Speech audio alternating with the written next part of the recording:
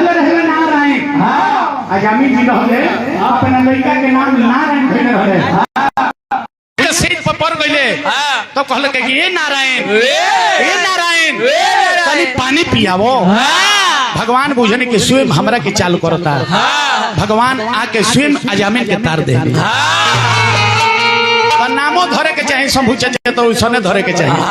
अब बेरा हमने के माई बाप नाम धोते थे टिंकू पिंकू बबलू डबलू गबलू। नाम धरे की तरनतार हो जाए। नाम धरे की तरनतार हो जाए।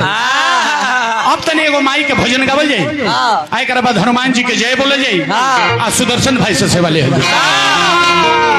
तो जितना सुंदर इजे के व्यवस्था बा, जितना सुंदर श्रोता बड़े, उतने सुंदर मास्टर एगो धुन बजावो ये पूरा लोग भक्तिमय हो जा।